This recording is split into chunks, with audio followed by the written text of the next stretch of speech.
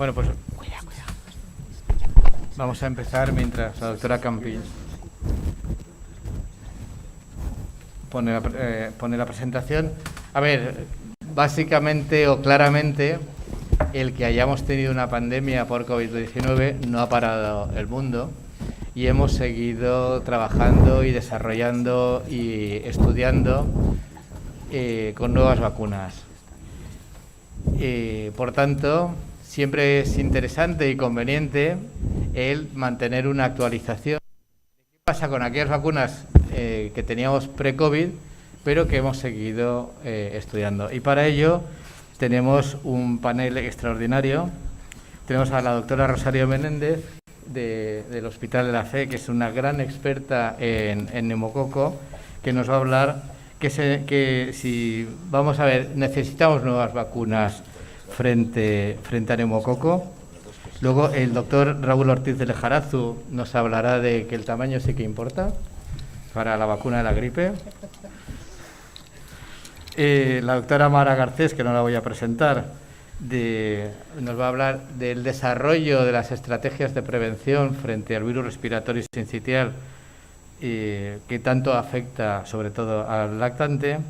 Y la doctora Magda Campins, de Barcelona, que también yo creo que todos los que hemos asistido a este tipo de reuniones conocemos como al doctor Raúl Ortiz de Lejarazu, pues nos va a hablar de la tosferina. Tosferina, enfermedad clásica, vacuna de mucho tiempo, pero que seguimos ahí con ella. Por tanto, muchísimas gracias a todos y Rosario, por favor. Pues muy buenos días. Desde luego es un placer vernos las caras, aunque sean medias caras, pero bueno, parece un pequeño retorno a la normalidad.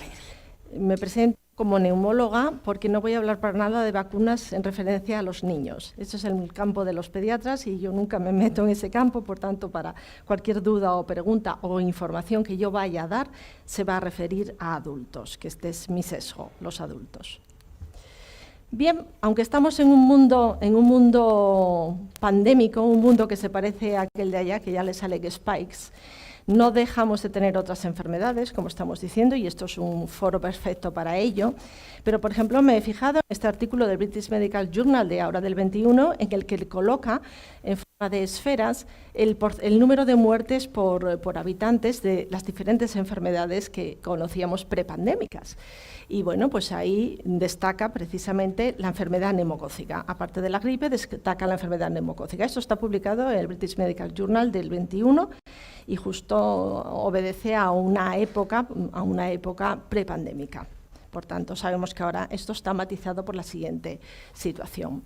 Pues si nos fijamos dentro del neumococo, algo en lo que quiero insistir es que la carga real del neumococo que estamos viendo es inferior posiblemente a la que tenemos en realidad. Y eso se debe a la dificultad diagnóstica. ¿Por qué? Porque si vemos en este estudio, que es el estudio, me voy a dar datos del estudio CAPA, que es un estudio que estamos haciendo varios hospitales desde hace años, en el que determinamos el serotipo en orina mediante antígeno urinario, serotipo específico de los contenidos en la vacuna 13 valente. Pero si queremos analizar qué es lo que pasa con la carga del neumococo, somos conscientes de que estamos diagnosticando poco, porque estamos diagnosticando mediante esputo una cantidad muy pequeña, lógicamente mediante hemocultivo también muy pequeña, y se basa fundamentalmente en la detección por el antígeno urinario.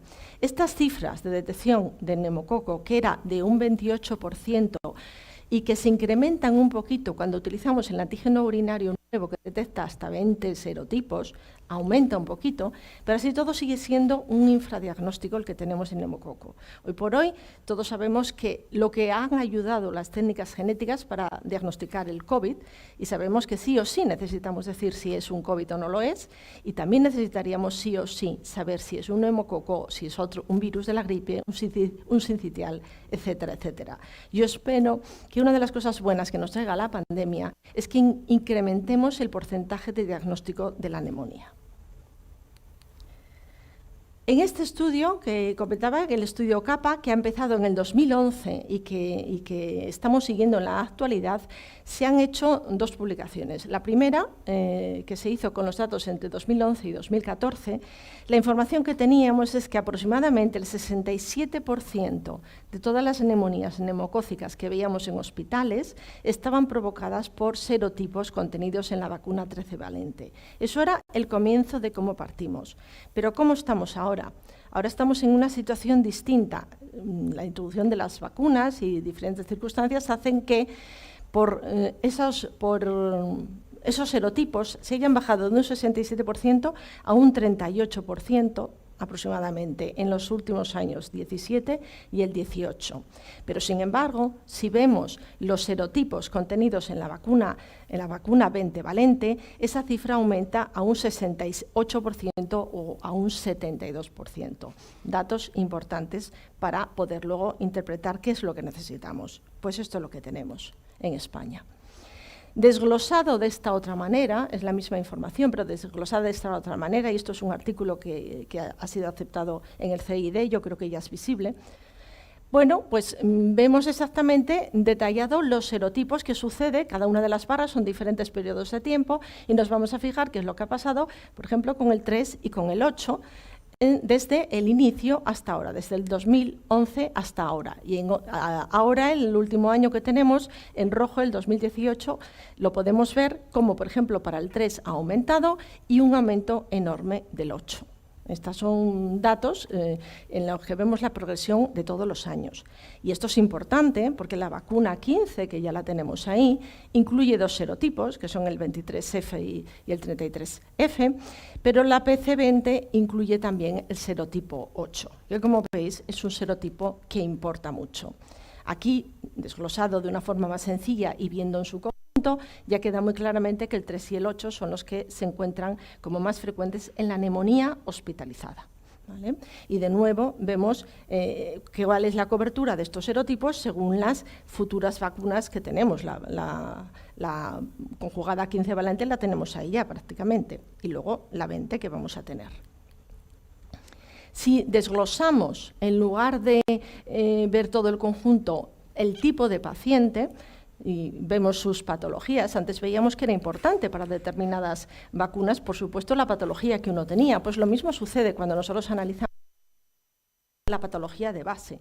Y aquí no me voy a detener, pero también se puede ver que, independientemente de que sea diabetes, EPOC, una insuficiencia renal, la cobertura, y es el global, aquí ya es el global, no estoy hablando solo de neumonías neumocócicas, sino del global, pero entre un 24% o un 22% o un 18% están causadas por serotipos contenidos en la nueva vacuna 20 valente, en la futura, y que aumenta la PCV15, aumenta lógicamente la cobertura, pero el porcentaje quizá es un poquito menor.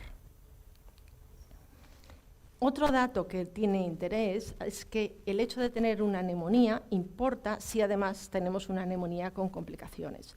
Y este tipo de estudio ha permitido saber, según el serotipo, la diferente proporción de complicaciones que tenían. ¿Y qué es lo que encontrábamos? Que tanto el serotipo 3, fundamentalmente el 3, como el 8, se asociaban con mayores complicaciones. Y esto es importante porque no solamente, y lo hablábamos antes, que el enfermo sobreviva a la enfermedad, sino que sobreviva con cierta calidad de vida y que no tenga otros problemas asociados, que sabemos que sí que los tiene. Datos españoles también, siempre que puedo doy datos españoles, son los que ha publicado también los compañeros, el doctor Juste, en el Clinical Infectious Diseases también, y mirando, parecido a lo que mirábamos nosotros, pero ellos lo miran en enfermedad invasiva. Bueno, y en enfermedad invasiva se puede ver, y me voy a centrar en los adultos, como efectivamente encuentran muy parecido a lo que nosotros veíamos en la neumonía en general, y es que un 62% están provocados por serotipos contenidos en la 20 valente. Esto es la información también española, que ellos analizan también con el paso del tiempo. No voy a ir demasiado detallada en esto, desde el 2009 hasta el momento actual, que es el que vamos a ver aquí, y en adultos mayores de 65 años y en enfermedad invasiva, de nuevo, el 3 y el 8 son los que vemos las columnas más altas. Se reproduce perfectamente lo que estábamos viendo nosotros en otra población distinta, porque es la enfermedad invasiva. La imagen europea es parecida también a la nuestra, porque si miramos, bueno, muy bien, hemos dado nuestros datos españoles, que son los que nos importan, pero es bueno ver a nuestros vecinos a ver qué es lo que sucede alrededor. Pues en Suecia, en Alemania y en Inglaterra, pues también los porcentajes de serotipos que están causándoles enfermedad ahora son como los nuestros, muy parecidos, como pueden ver la imagen, con las que veíamos previamente. Antes de pasar a dar una pequeña pincelada de las nuevas vacunas, es interesante saber que hay investigación en marcha buscando o tratando de buscar alguna proteína más fija del neumococo que de alguna manera fuera capaz de proteger frente a todos los neumococos y no tener que estar con este juego de persecución a los serotipos. Pero mientras que estos estudios van haciéndose y van apareciendo información, van apareciendo datos optimistas, sí que tenemos cosas ahí ya. Y la primera que tenemos es pues, la vacuna conjugada 15-valente, y que así que hay artículos publicados en las que comparan esta vacuna en pacientes que ya habían sido vacunados previamente con la vacuna polisacárida y ven las respuestas que tiene en cuanto a inmunoglobulinas. Esta es una publicación en la que compara además separándolos según el tiempo, si es menos de 3 años o más de 3 años que le hayan puesto previamente la vacuna polisacárida. Y la respuesta es adecuada. Concluyen en este artículo que la PCV15, la 15-valente, está no solamente bien tolerada, no me he detenido en ello, pero es bien tolerada, sino que la capacidad de producción de inmunoglobulinas G y de anticuerpos en todos estos 15 serotipos, con una solamente dosis dada a población adulta mayor de 65 años, es eficaz y aparte no produce efectos adversos que haya que llamar la atención. Esta otra imagen lo que hacen es comparar la respuesta según el serotipo que lo causa. Y aquí lo que llama la atención en la comparación entre la vacuna 15 y la vacuna 13 es que, mientras que es muy similar para la mayoría de los serotipos, es ligeramente superior, estadísticamente superior, en la respuesta del serotipo 3. Y el serotipo 3 es un serotipo que es muy interesante. Y el estudio que he encontrado, porque hay mucha información o hay bastante más información en cuanto a datos presentados en congresos, pero me gusta si puedo dar datos publicados. Bueno, pues ya hay también alguna publicación en la que estudia no solamente la seguridad, sino la capacidad inmunógena de la vacuna conjugada 20-valente en adultos entre 60 y 64 años. También ellos lo hacen comparativamente o hacen una comparación de ver la respuesta de anticuerpos después de haber sido o un mes después de haber sido o posterior a tener una vacuna polisacárida, y encuentran una buena respuesta cuando se estudia en este sentido. Por tanto, tenemos esperanzas porque sabemos que vamos a tener disponibles estas vacunas. Un solo apunte antes de acabar. No podemos obviar que estamos en todo COVID, y me ha parecido tremendamente interesante y atractivo este artículo en el que contempla las vacunas del neumococo en un escenario totalmente distinto, que es el escenario pandemia COVID. ¿Y qué relación puede tener? Bueno, pues ellos, como tienen unos datos bastante importantes de más de 500.000 de adultos veteranos a los cuales les hacen un seguimiento, pues ellos se dedicaron a analizar algo muy sencillo. Miraron sus bases de datos y dijeron cuántos han tenido COVID, cuántos no han tenido, cuántos han sobrevivido y cuántos no, y de estos cuántos estaban vacunados previamente con el neumococo. Y este es un dato que dices, bueno, ¿tiene relación o no tiene relación? Bueno, pues este es el estudio que se plantearon. Y el estudio que se plantearon lo que demostraba es que, ajustado por otros factores de riesgo, las personas que habían sido vacunadas previamente con el neumococo, pues tenían menos diagnósticos de COVID, menos posibilidad de tener COVID, menos hospitalizaciones y menos muertes. Lo dejo ahí porque muy atractivo y a mí me gustaría replicarlo, dado que tenemos datos españoles, ver si nosotros tenemos una experiencia parecida, pero esos datos aún no los tengo. Por tanto, no quiero pasarme del tiempo que nos han concedido. Como mensajes importantes hemos revisado los serotipos que tenemos en España en este momento circulando, y dentro de los serotipos que tenemos y en adultos, vemos que hasta un 63 o 67% de las neumonías están causadas por serotipos contenidos en la nueva vacuna 20-valente y un 47% de los contenidos en la vacuna 15-valente. Que aproximadamente un 32% de las neumonías que atendemos en los hospitales van a tener complicaciones. No solamente es que sino que además tienen complicaciones y eso va a tener impacto en su calidad de vida posterior y se ha comentado. Y muy atentos a lo que yo llamo amistades peligrosas que tienen los virus con las bacterias, que de alguna forma consiguen aliarse.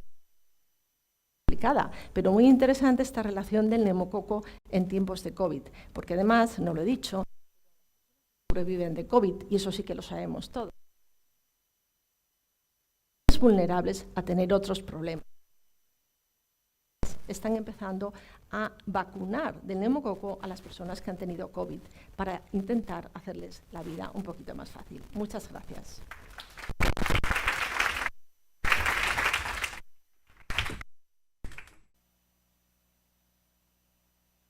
Nosotros estamos intentando aquí y seguiremos este invierno, si Dios no lo remedia, espero que menos, con algo de Día de la Marmota.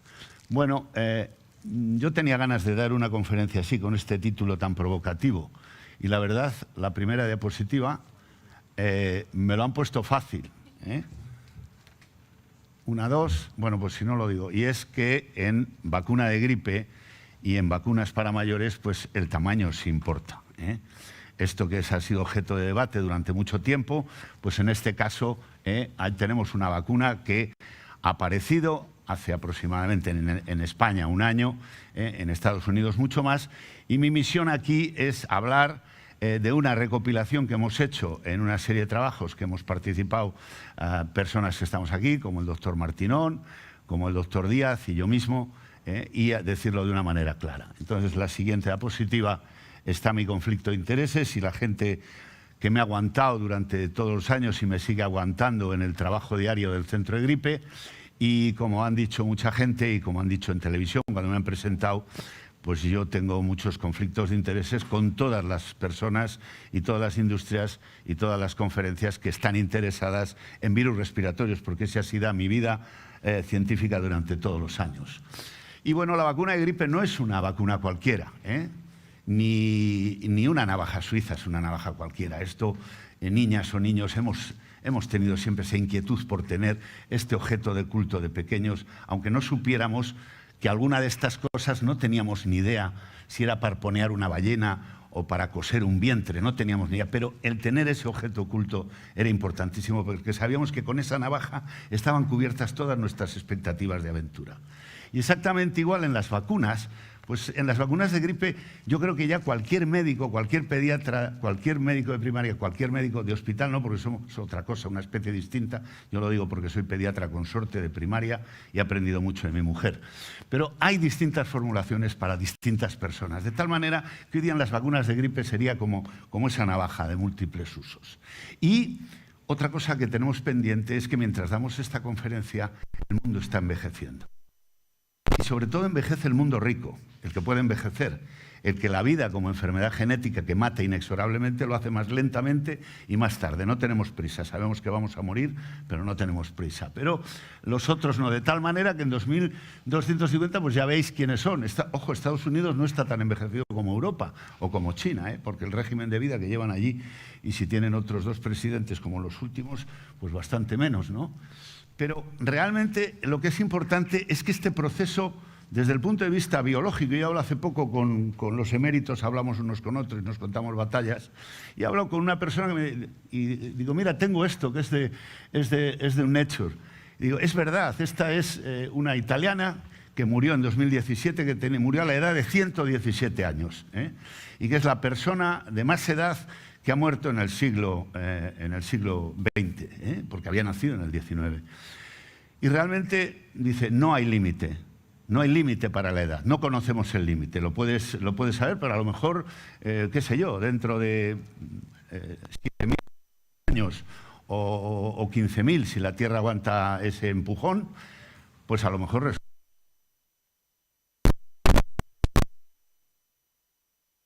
Lo que tenemos claro es este panorama, que a medida que aumentan, digamos, la edad, aumenta la cronicidad, aumentan las enfermedades crónicas, aumenta la probabilidad de que nos encontremos con personas que tienen uno o dos más procesos que deben ser atendidos y cuidados diariamente.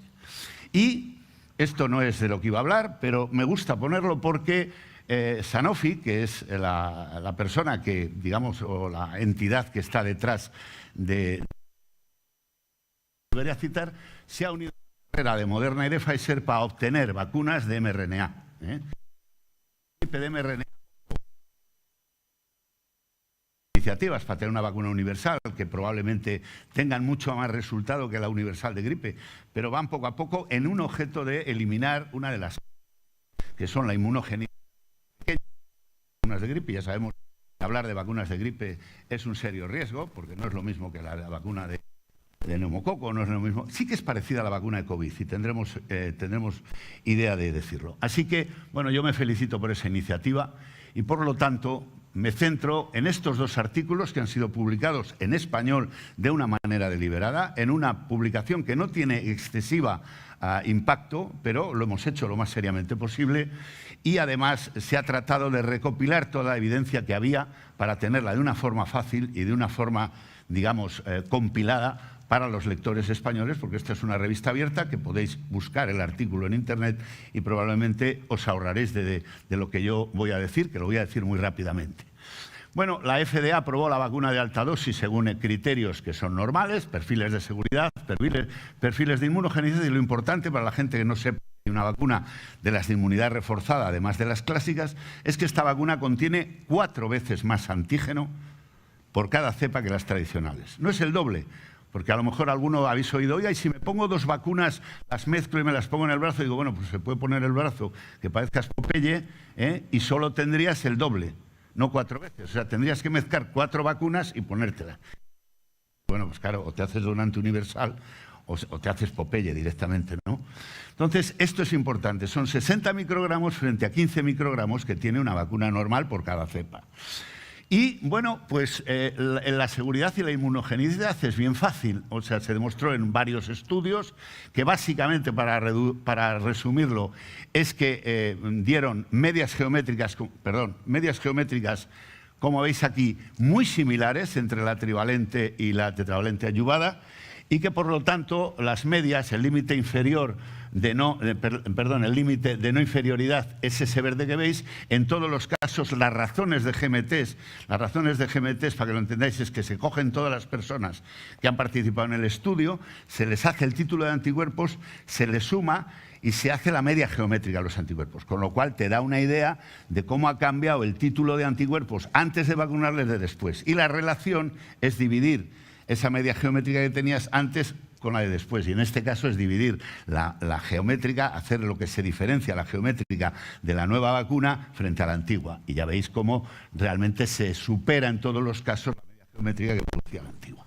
Así que, bueno, se demostró perfectamente eso, y las conclusiones eran que en estudios que englobaron a más de 17.000 personas, pues había una respuesta inmune que era mayor frente a otras vacunas estándar, los títulos anticuerpos eran mucho más altos y la inmunogenicidad de la vacuna no se acompañaba con un perfil de seguridad o de reactogenicidad mayor, sino que era básicamente similar en una vacuna que, como sabéis, las vacunas que tienen un reforzado de inmunidad, bien por adyuvantes o bien por carga antigénica, pues tienen algo más de reactividad, pero poco más. Y pasamos a los estudios de efectividad que están contemplados en ese artículo que veis, vacuna antigripal trivalente de alta dosis, eficacia y efectividad, que está liderado, aunque participamos todos, por el doctor Ángel de Miguel. Y ahí se analizan ensayos clínicos aleatorizados, lo que llamamos ECAS. Hay 4 estudios observacionales de efectividad. Ya sabéis que la diferencia es que los ensayos clínicos es el estándar de oro, son los pivotales que sirven para probar una vacuna. Se hacen estudios doble ciego con una selección de las personas y luego, cuando se regulatorias de una vacuna, empiezan lo que estamos viendo ahora con las de COVID. Los estudios de efectividad en la realidad. Para el que no tenga idea de entre eficacia, yo siempre digo una regla. En teoría, efectividad en la realidad y coste eficiente lo que quiere nuestro gerente, que es ahorrar dinero. Con eso yo creo que se entiende todo el mundo con esa regla mnemotécnica. Y entonces, bueno, pues se compararon en distintas temporadas gripales porque no hay una temporada de gripe igual que otra. Nosotros llevamos desde el año 76 vigilando la gripe y os puedo asegurar que no hay dos temporadas iguales de gripe.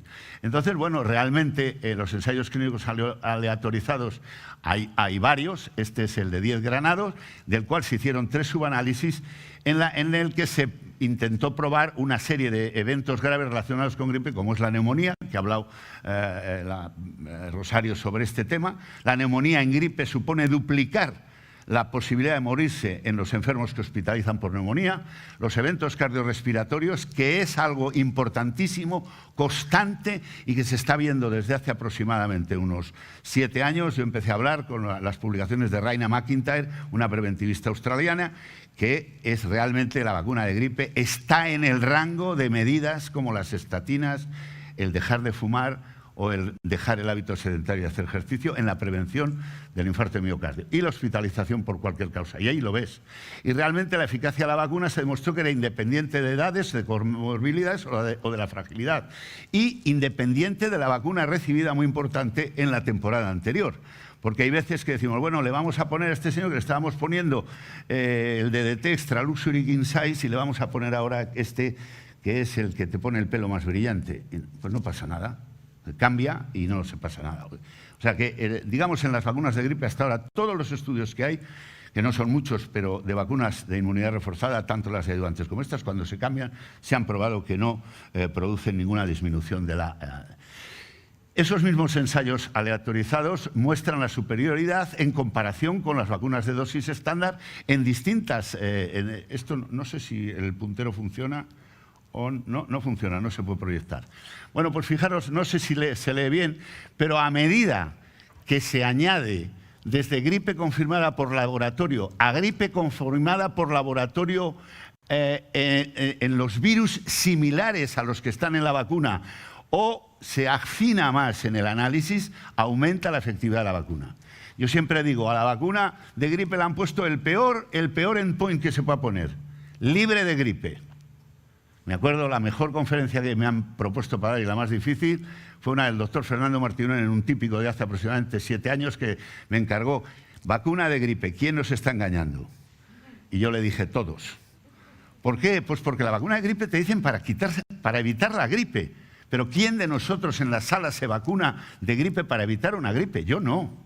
Yo me vacuno como de COVID, para no morirme de COVID o para no estarme 40 días en el hospital y salir con unos muslitos de pollo, Entonces, en la gripe, cuando hemos empezado a mirar esas cosas, es cuando hemos visto que la efectividad de la vacuna de gripe era mucho mayor. Y sobre todo, como decía el doctor Martinón, y también lo he dicho yo muchas veces, vacunamos de gripe.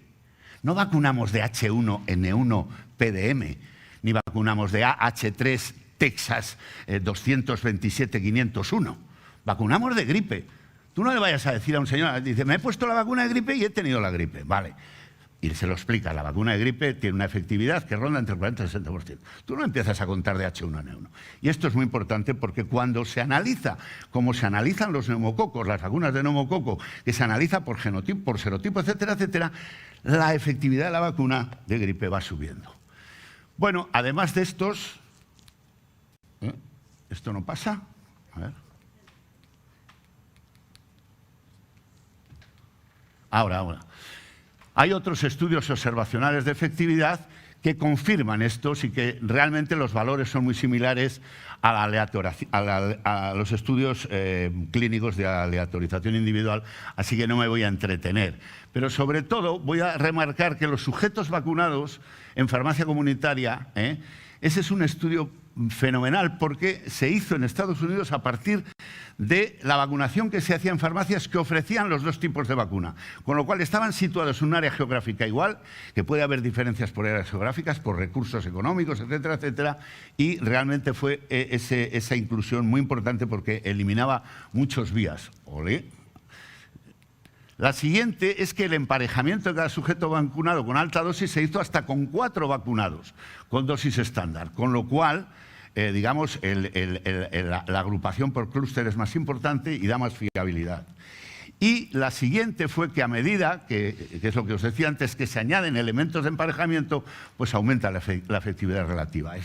Cuando tú realmente cuentas para lo que estás vacunando y para prevenir efectos graves, con un buen matching de individuos en el aleatorio, pues realmente la efectividad te da mejor. Y, lo que es más importante, utilizar más de una temporada de gripe. Porque si te quedas con una temporada de gripe, a lo mejor en aquel momento pues hay un mismatch de cepas, o en el anterior circula una más H1 que H3, y sabemos que el H1 en mayores no tiene tanta incidencia como el H3. Cuando haces 5 temporadas, haces un ajuste mucho mejor de los conflictos que pueden ser medidos y no medidos, y te sale mucho mejor la relación. Bueno, los resultados finales es los de metaanálisis, que consiste en coger, evidentemente, muchos de esos estudios y algunos otros que cumplen unas condiciones, y realmente se puede decir que la hospitalización por gripe aproximadamente es de un 18%, la prevención. La hospitalización por neumonías, que reduce en un 24% frente a los no vacunados, y la hospitalización por enfermedad cardiorrespiratoria también de 18%. Fijémonos en estos datos globales de reducción digamos, del evento, porque este es un análisis que no estaba publicado, que no estaba incluido en la revisión, y yo he puesto aquí lo más importante, es decir, cuando nos equivocamos, que nos equivocamos en la predicción de la gripe que vamos a tener este año, ¿no? Y cuando nos equivocamos, fijaros bien que la vacuna de alta dosis incluso sigue teniendo unos buenos porcentajes que están en torno desde el 27% para la mortalidad cardiorrespiratoria, que es muy importante, o del 18%, que es muy constante en todas las, para la enfermedad cardiorrespiratoria.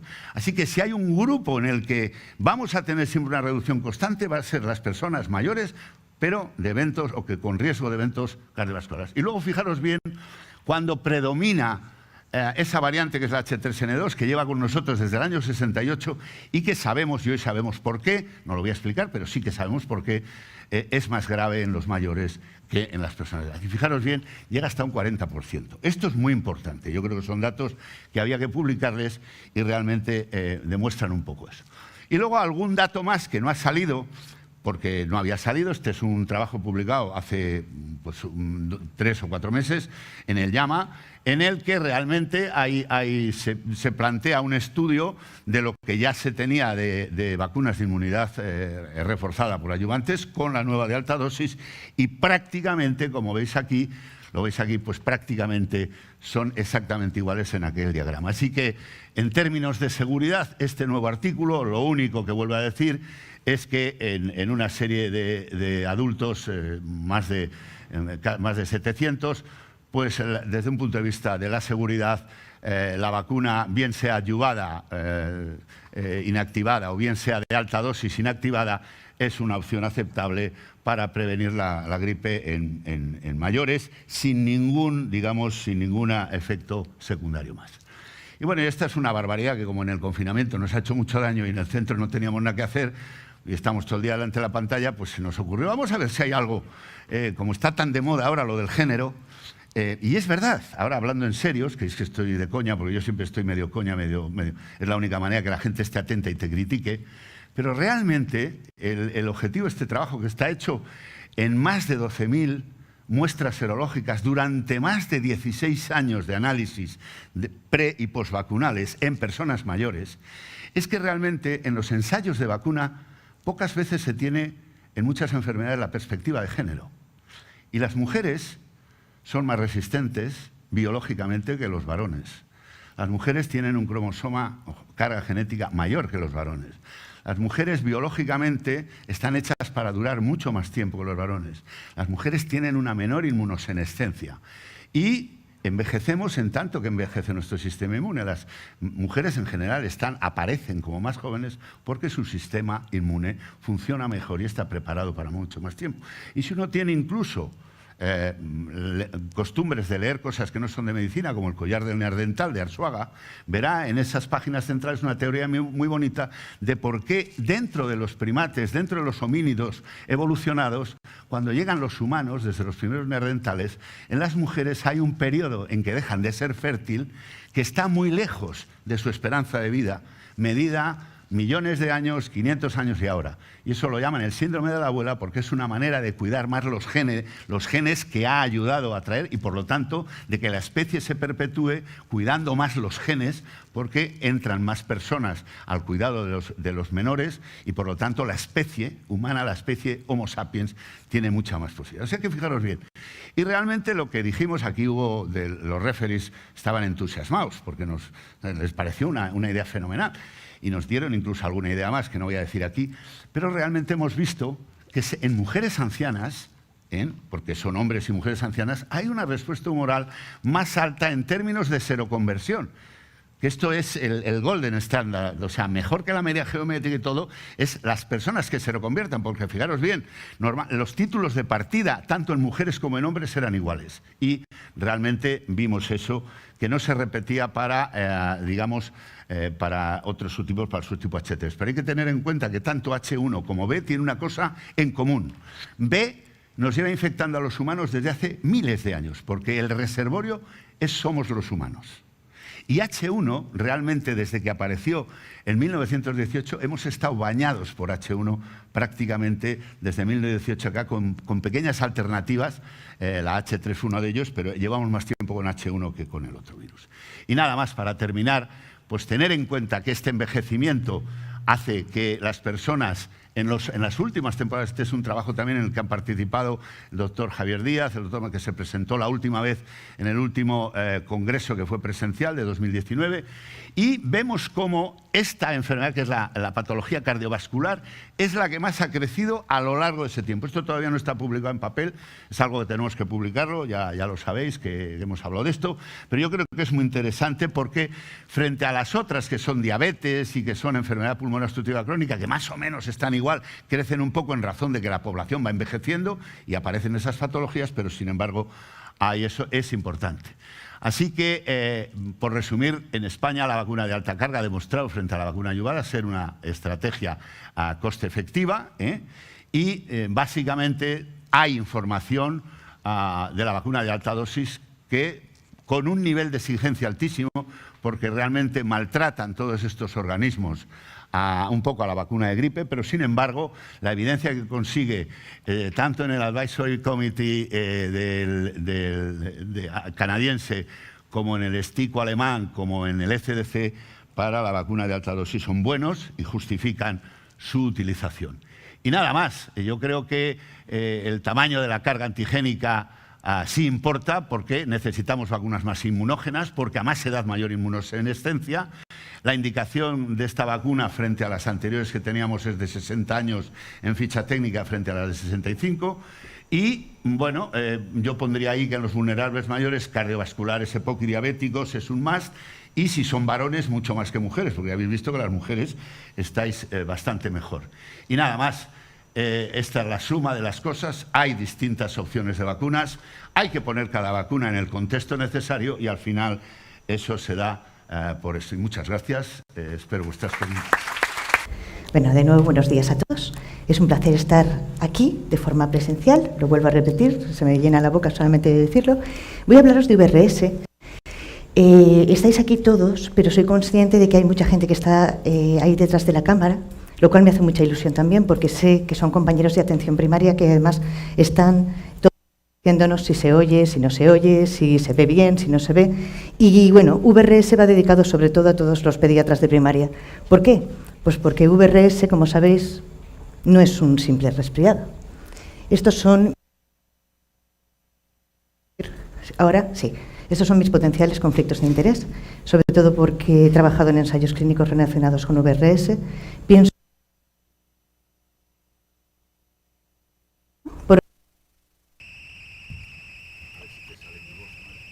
¿Te imaginas? Ostras, tío. Sí, ahora se oye, ahora sí que se oye.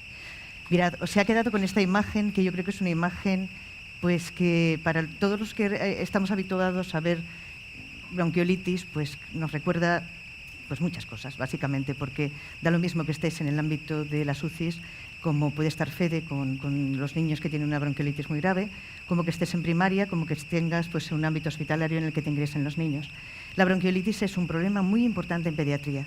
Lo es, y además es un problema que aparece todos los años, menos este. Leí esta mañana, además, el impacto que está teniendo en este momento en Suecia el virus respiratorio sincitial. Ha doblado la incidencia y en este momento tienen colapso en los hospitales en Suecia por la incidencia que está teniendo fuera de temporada. Y lo que está claro es que este virus está, y aunque se nos haya movido, porque realmente, mirad, estos son datos correspondientes a todos los estudios que se desarrollaron en el área de vacunas, como veis en este periodo, está entre el 2011 y 2014, y si os fijáis, mirad como habitualmente lo que todos hubiéramos hecho un acto de fe y hubiéramos creído 100% es que VRS no se iba a mover de ahí. ¿Por qué? Porque VRS da la sensación que cuando aparecen las temporadas, y veis en naranja, parece que le está poniendo la alfombra para que aparezca la gripe.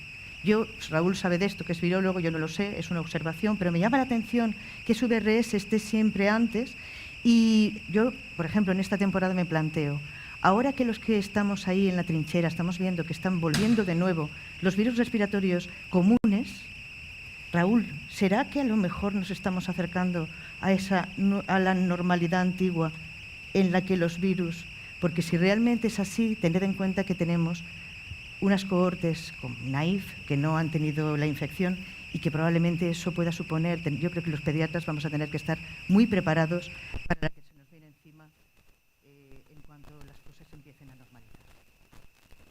Bien, ¿cuál es la carga global que tiene virus respiratorio sincitial? Pues es altísima. Lo que pasa es que, claro, para algo que no tenemos un tratamiento específico, como luego veremos, evidentemente el saberlo, pues más o menos no nos hace más que generar pues esa preocupación que os comentaba. Que estamos hablando nada más y nada menos de 34 millones de infecciones, de las cuales 3,5 millones aproximadamente van a requerir hospitalización. Y yo creo que en términos para comprender lo que es el impacto de este virus respiratorio sincitial es esta frase que dice claramente que el virus respiratorio sincitial es la segunda causa de muerte, que no de infección, tras la malaria. O sea, que estamos hablando de un patógeno que tiene mucha importancia y que llama la atención que no se oiga más. No se oye más, pero no se oye por lo que os voy a explicar a continuación. Sabemos que la tasa de ingresos es importante, pero la mayoría de los estudios que se han hecho de virus respiratorio sincitial están hechos, pues eso, teniendo en cuenta los casos más graves, los ingresos hospitalarios.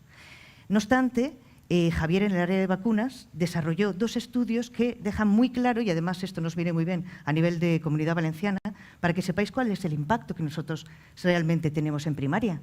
Fijaos que la tasa de incidencia de bronquiolitis es de 16,4 casos, ¿vale? De este estudio que fue una cohorte de aproximadamente unos 200.000 niños. Fijaros cómo estamos hablando de que el 87% solo fueron tratados en consultorios de atención primaria.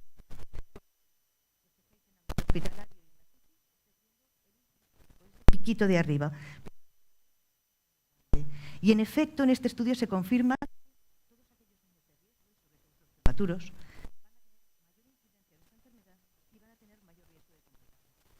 Recientemente, el área de vacunas también ha publicado este estudio en el que se evalúa por primera vez pues, lo que sería el coste medio de los episodios de bronquiolitis, que es una manera inicial de poder establecer los costes-beneficios para cuando tengamos la posibilidad de poder hacer una intervención, que luego os contaré, ya sea desde un punto de vista activo o pasivo.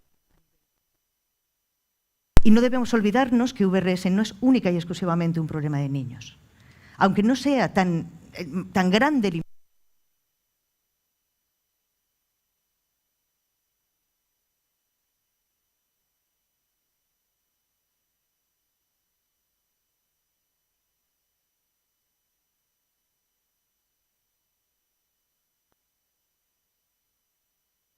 más mayores es la gripe, pero no hay que olvidar que hay un impacto relacionado también con virus respiratorio sincitial. Este virus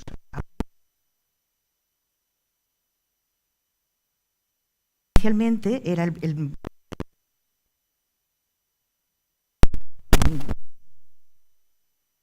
hasta posteriormente su relación con los lactantes, pasaron unos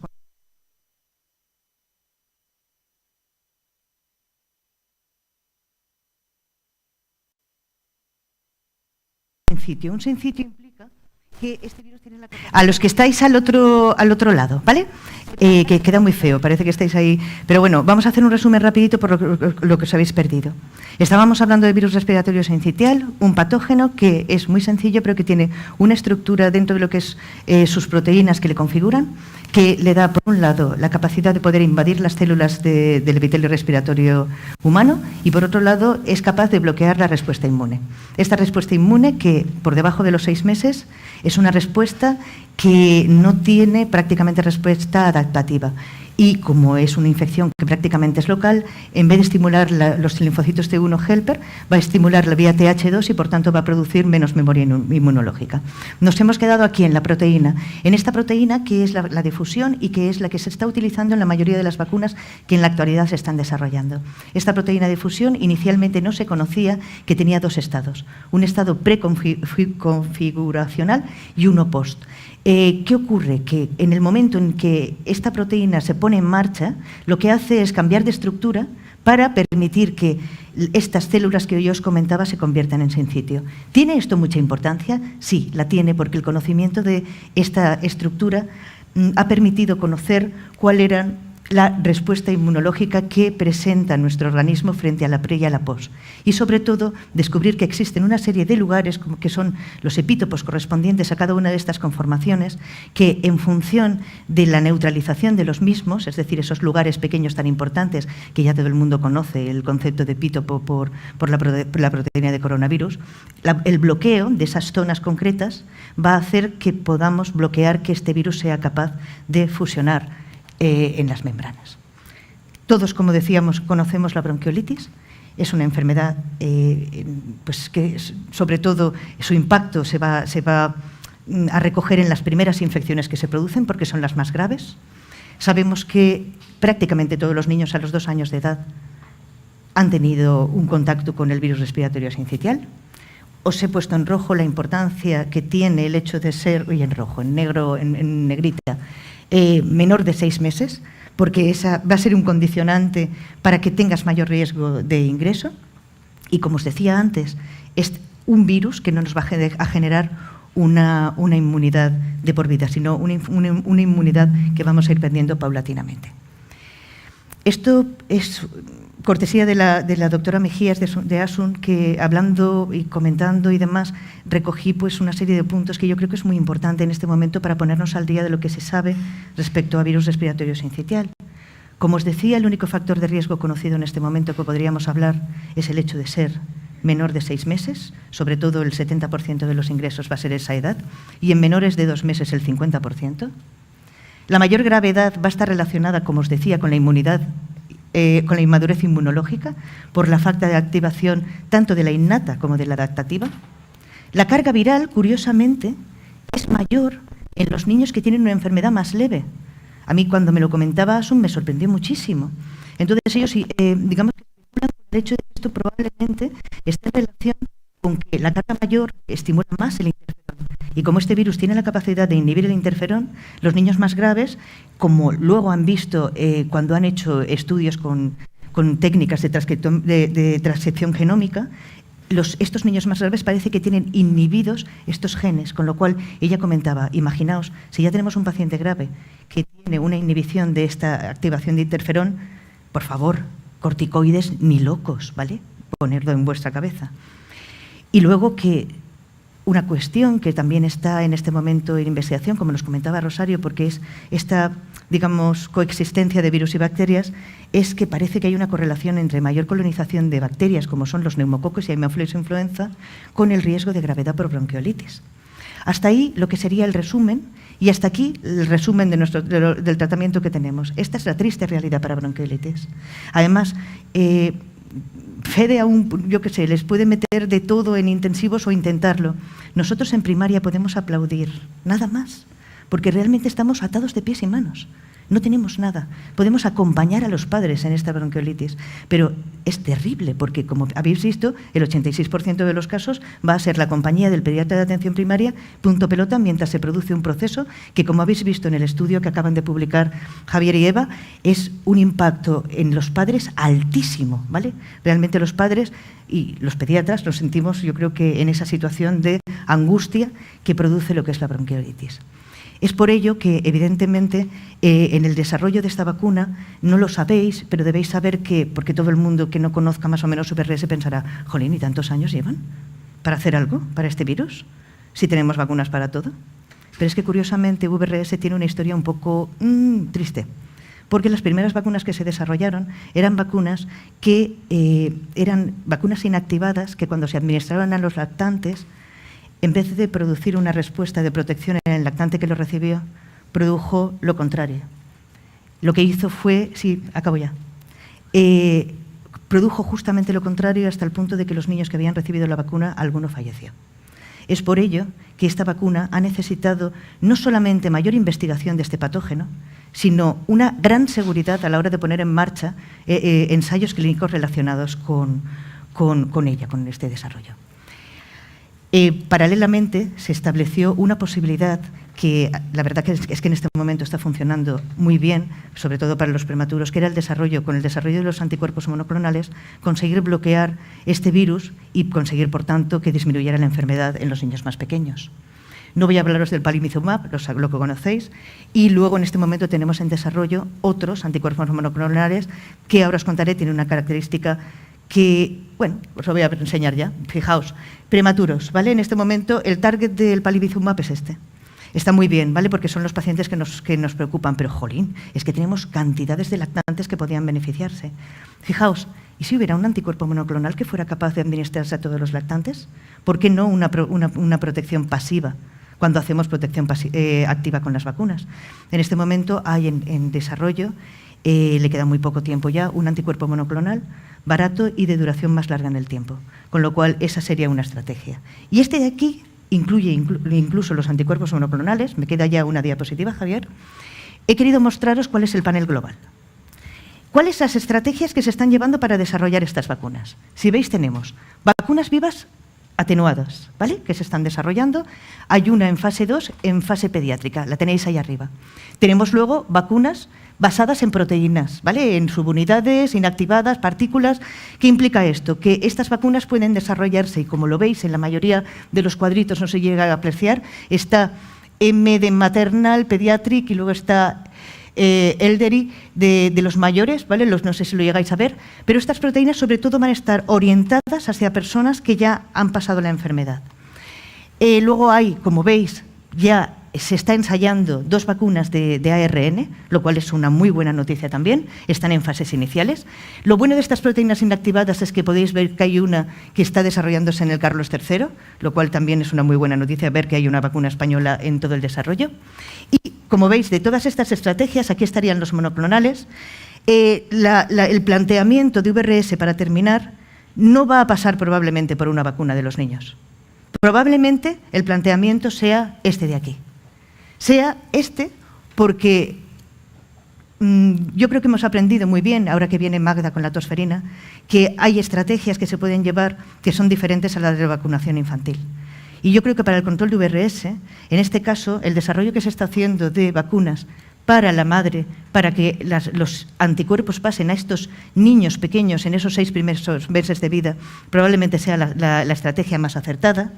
Cabe la posibilidad que tengamos que esperar a que estos niños pequeños reciban algún tipo de vacuna, que podría ser una vacuna inhalada, realmente la que pudiera proteger, aunque no me cabe la menor duda, en este momento estamos en ensayos fase 2 de vacunas inactivadas también para niños, pero cabría la posibilidad que esta generara una inmunidad mucho más robusta. Y luego, partiendo que los adultos y la gente de mayor edad tienen una inmunidad persistente, probablemente ahí cabrían las vacunas inactivadas para hacer una protección frente a VRS. Y nada más, este es el resumen, pero no voy a invertir más tiempo. Magda, te doy paso cuando quieras.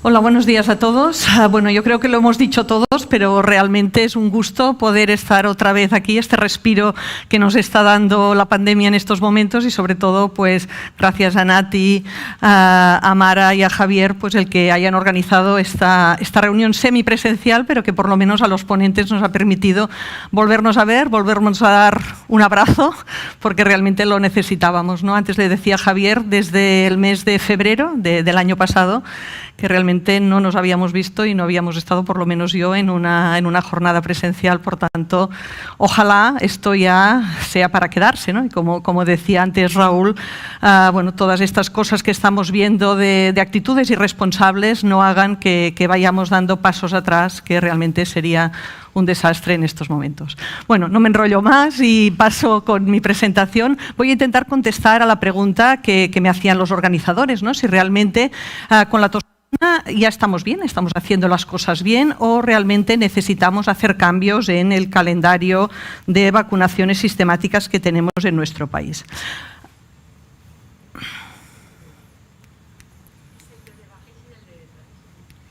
Ahora. Bueno, no he puesto ninguna diapositiva de mi potencial conflicto de intereses, pero al igual que los ponentes que me han precedido, yo también pues llevo ya por mi edad muchos años pues trabajando en vacunas y por tanto pues he participado en muchos ensayos clínicos y en muchos comités y reuniones con la industria farmacéutica y por tanto pues lógicamente también tengo un potencial conflicto de intereses y en el caso de tosferina especialmente. Bueno, yo creo que la tosferina, lo decía antes Javier cuando ha presentado la mesa, realmente es quizás la infección inmunoprevenible al lado de la gripe, ¿no? en que realmente hemos dado como menos respuesta en estos últimos años, ¿no? Porque quizás es la que se siguen produciendo más casos, sigue habiendo una incidencia más alta y parece que las vacunas no acaban de funcionar, ¿no? Y esto es debido hay que poner sobre la mesa dos problemas o dos aspectos realmente relevantes. Por un lado, el que muchas veces no conocemos cuál es el impacto real de la tosferina, ¿no? Porque realmente hay una infranotificación, un infradiagnóstico importante de esta infección y yo creo que con estos datos queda muy bien reflejado, ¿no? Estamos viendo, lo que estamos diagnosticando es la punta del iceberg de lo que es realmente el número de casos reales que hay de tosferina, ¿no? La incidencia en función de los diferentes países, pero por ejemplo, si miráramos los países europeos, la incidencia de casos está alrededor de entre 10 y 20 casos por 100.000, pero estudios en los cuales se han analizado pues, personas que tenían tos y en el contexto, como digo, de estudios observacionales, pues indican que esta incidencia es hasta 100 veces superior a la incidencia realmente que vemos con los sistemas de declaración de enfermedades. Y el otro gran problema es que la vacuna de la tosferina pues, pierde protección a lo largo de los años, ¿no? Algo que estos días también está encima de la mesa en relación a las vacunas de la COVID, pues esto pasa y lo sabemos con tosferina desde hace muchos años y en especial con las vacunas acelulares, ¿no? Al cabo de 2 años de la vacunación o de la última dosis de la vacuna celular ya se ve que realmente hay un riesgo, va aumentando el riesgo de tosferina. Y no solo esto pasa con la inmunidad vacunal, sino que también pasa con la inmunidad natural, es decir, una persona que ha pasado la tosferina no tiene protección para toda la vida, como sabéis muy bien, y puede volver a padecer otro cuadro de tosferina, ¿no? Y hay un trabajo relativamente reciente, es un trabajo de Pediatrics del 2019, en el cual se ve muy bien esta pérdida de efectividad vacunal a medida que pasa el tiempo, ¿no? Yo creo que ese trabajo es muy interesante, es un trabajo hecho a partir del grupo Kaiser, ¿no? Que haya salido aquí pues, en relación al neumococo y a muchos otros estudios, ¿no? Y que realmente tiene el interés de que pues, el volumen de personas que se siguen dentro de estas grandes cohortes pues, da unos datos sólidos a los resultados, ¿no? Entonces, en este estudio se incluyen niños, casi unos 500.000 niños nacidos entre el año 1999 y el año 2016, ¿no? Se siguen a partir de los 3 meses de vida y entonces se va viendo a lo largo de los años cuántos de ellos desarrollan una tosferina, ¿no? Bueno, en total, durante estos años se diagnostican 735, creo, casos de tosferina y entonces si se analizan los que estaban vacunados y se analizan en función de la edad y se analizan en función del número de dosis de vacuna de tosferina acelular, en este caso, que llevaban, aquí podéis ver un poco los resultados, ¿no? Fijaros, esta primera parte de aquí serían los niños que han recibido al menos que han recibido 4 dosis, o sea, serían niños entre 19 meses y 6 años de edad y que han recibido 4 dosis de vacuna, ¿no? Y aquí podéis ver cómo a partir del año de la última dosis, cómo va aumentando el riesgo de desarrollar una tosferina, ¿no? Como veis, hasta 5 veces aumenta a los 3 años de haber recibido la última dosis de tosferina en estos niños de 19 meses hasta 6 años, casi 7, ¿no? Y allí serían ya las edades superiores, ¿no? En la parte de allí de la diapositiva podéis ver los niños mayores de 7 años y hasta 11 años, que son los que incluye esta cohorte, y también a medida que pasa el tiempo de la última dosis. Aquellos habían recibido 5 dosis y a partir de los 3 años de la última dosis, que es cuando se empieza a analizar, también podéis ver cómo va aumentando el riesgo de desarrollar una tosferina y este riesgo es de hasta 2 veces superior. Bueno, estos datos ponen sobre la mesa la cuestión de que probablemente, si esto es así, pues tendríamos que alargar o ir poniendo dosis de recuerdo, mientras no tengamos vacunas mejores, tendríamos que ir poniendo dosis de recuerdo de vacuna de la tosferina a lo largo de la vida, ¿no? Y en España, ¿cuál es nuestro calendario actual? Pues bueno, lo conocéis vosotros también como yo, ¿no? Pues en España hay una primovacunación en el primer año de vida, que en estos momentos es con una pauta 2+1, ¿no? Al igual que muchos otros países de Europa. Después hay la primera dosis de recuerdo, que sería a los 6 años, ¿no?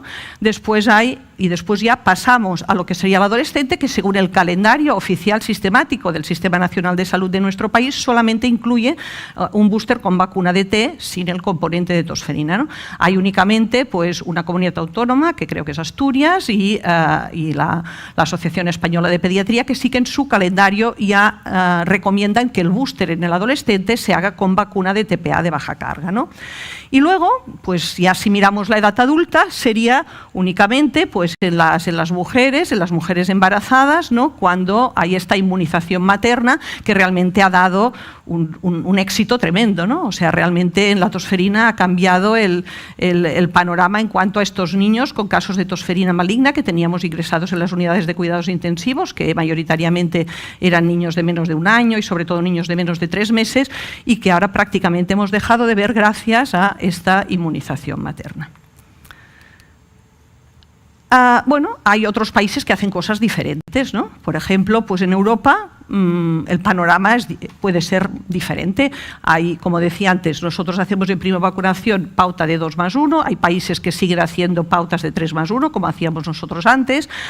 El booster en los preescolares lo hace prácticamente la mayoría de países, ¿no? Lo que puede variar un poco es la edad, ¿no? Entre 4 y 7 años la mayoría. El booster en los adolescentes, el booster en adultos, hay países que hacen booster una vez en la vida adulta, otros que hacen booster cada 10 años, en Estados Unidos, por ejemplo, ahora veremos el calendario, y hay países que este booster en el adulto lo centran en determinados grupos de mayor riesgo, como puede ser el personal sanitario, como pueden ser los cuidadores de guarderías. Vacunación en gestantes, que cada vez está más extendida en más países, y luego la estrategia del nido, que aún hay algunos países que la hacen, esto de vacunar al entorno familiar, a los convivientes de este recién nacido, pero que realmente pues, no se ha visto que tenga un impacto importante y probablemente es muy poco eficiente.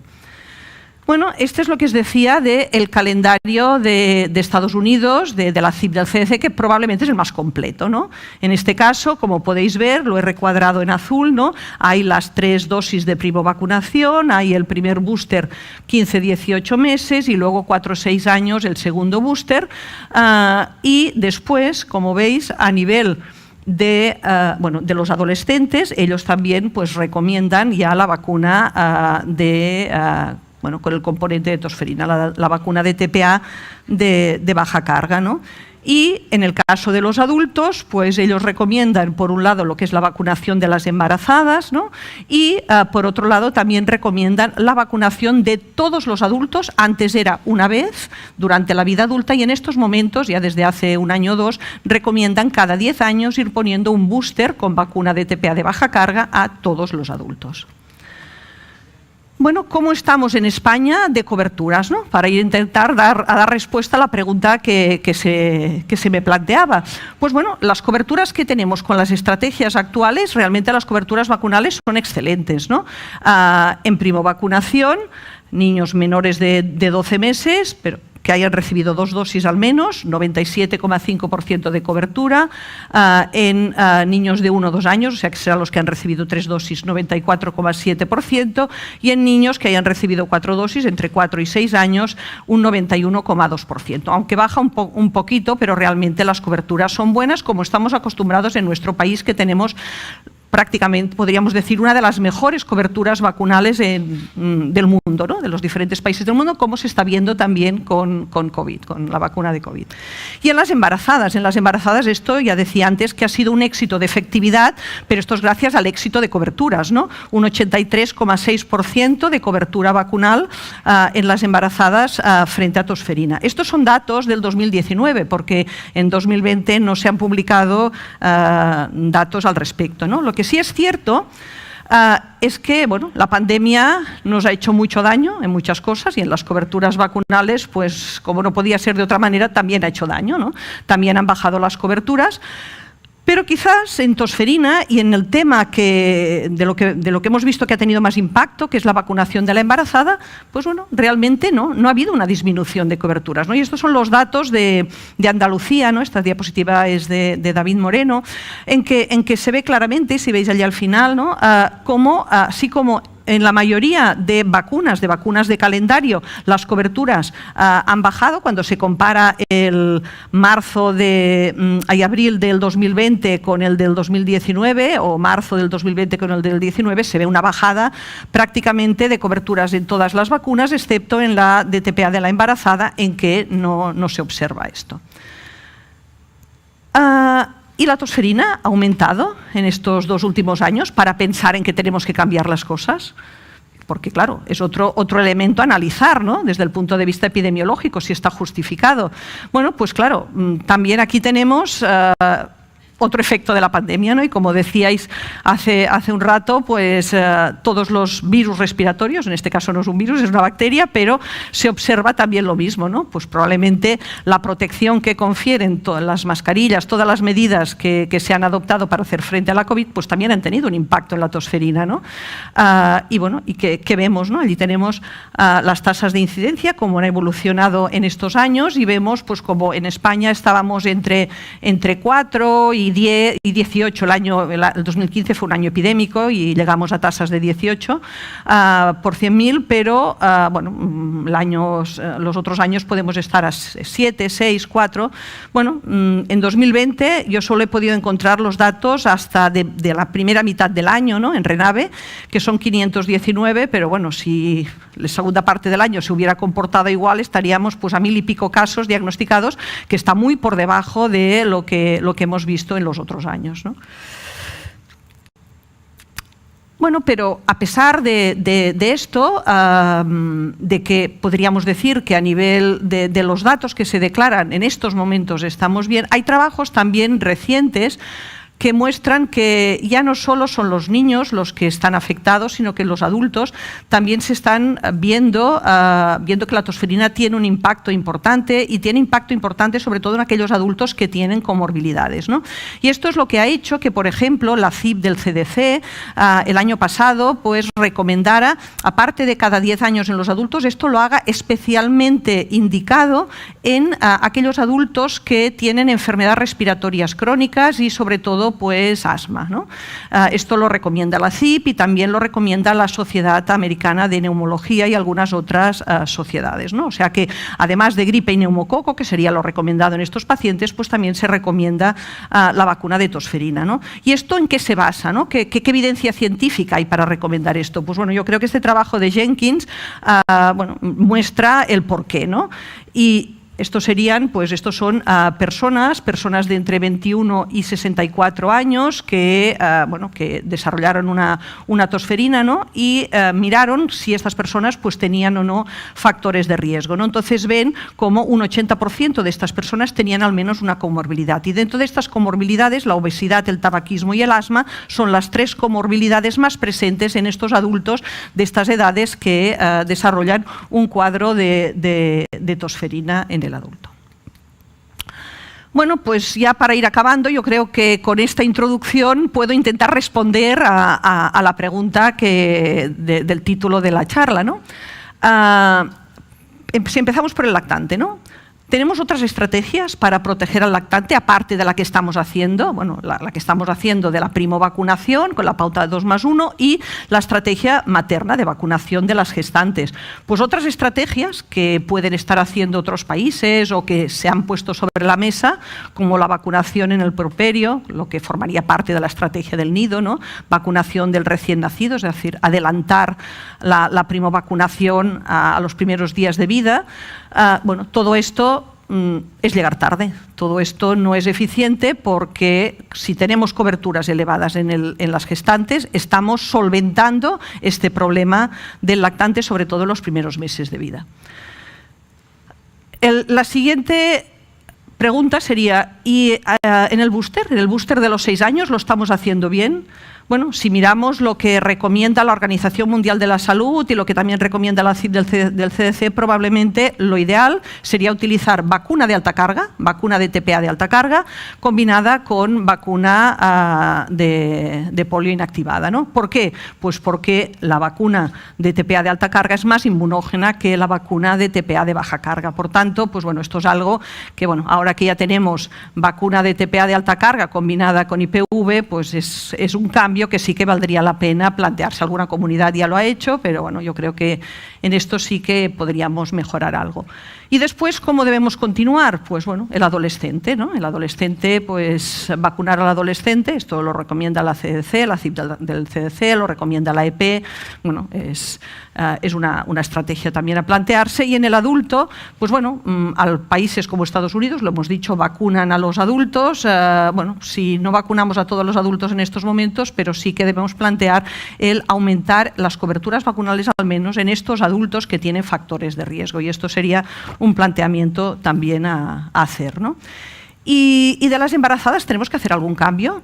Pues bueno, en las embarazadas lo que está ya desde hace un par o 3 de años sobre la mesa es el momento de la edad gestacional en que debemos vacunar, ¿no?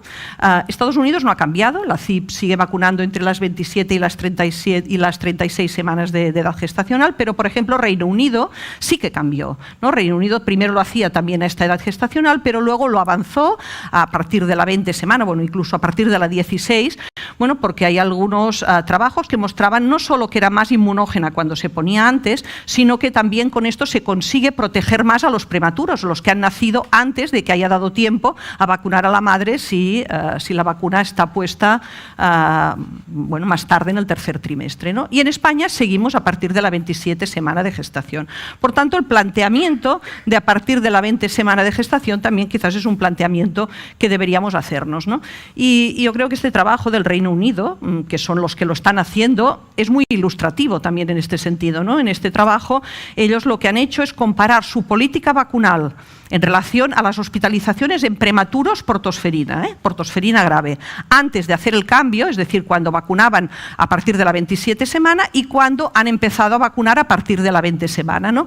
Y esto, en la parte negra de las barras, podéis ver el porcentaje de prematuros que se hospitalizaban por tosferina grave, ¿no? Pues en la época en que vacunaban a partir de la 27 semana de gestación, esto representaba un 18,5% en el Reino Unido, y cuando cambian de política vacunal y lo hacen a las 20 semanas, pues esto baja prácticamente a la mitad, a un 9,7%. Por tanto, yo creo que son datos a tener en cuenta. Y bueno, y esta es mi última diapositiva. Simplemente, pues bueno, yo he intentado resumirles un poco, pues durante estos minutos, todo lo que está contenido en este trabajo de enfermedades infecciosas y microbiología clínica, en que pues un grupo de profesionales, entre ellos Mara, ¿no?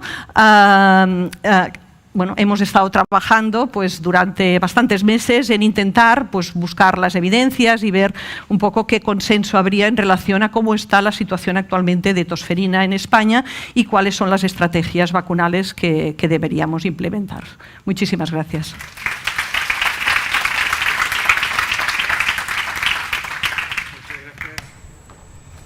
Muchas gracias. Tenemos tiempo para una sola pregunta.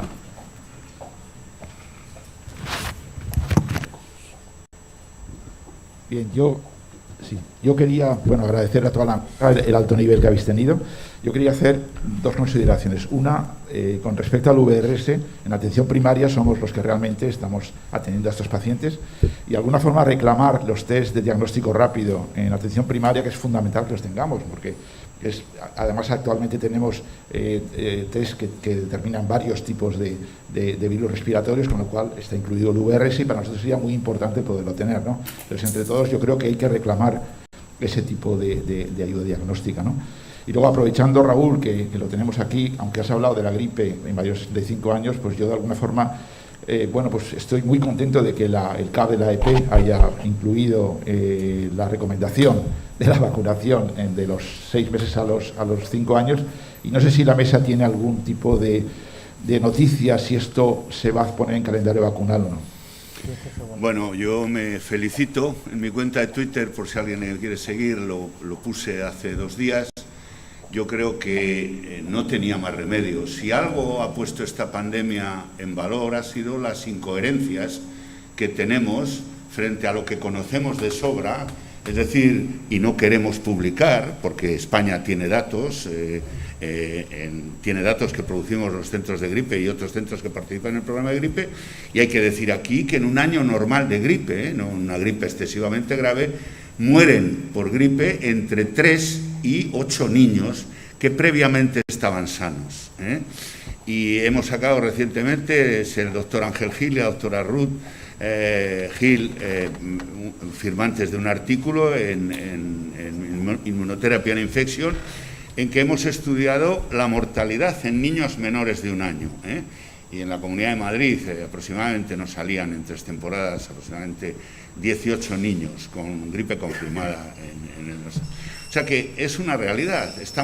Queremos discutir ahora que Pfizer y probablemente dentro de poco Moderna va a sacar una vacuna, va a sacar datos en un estudio de fase 3, a mi juicio, y habría que discutir esto mucho, con muchísima menor representación de niños que los que han originado las valoraciones de las vacunas, en una enfermedad que, hay que decirlo, hemos tenido suerte porque los niños padecen realmente unas formas levísimas, ¿no?, frente a otras enfermedades. Y, curiosamente, en gripe, que tenemos una vacuna que, hay que recordarlo, es de escasa efectividad, o de una efectividad, diríamos, subóptima en adultos, por eso hemos hablado de que el tamaño se importaba, y además de las ayudadas tenemos ahora otra, pero en niños hay que recordar que los metaanálisis mejores, los de Bilongia o otros metaanálisis que se han hecho en los últimos 3 años, dan a la vacunación de gripe en niños, en primo vacunación, una efectividad que está próxima al 80%, que es la que no tienen algunas vacunas de COVID,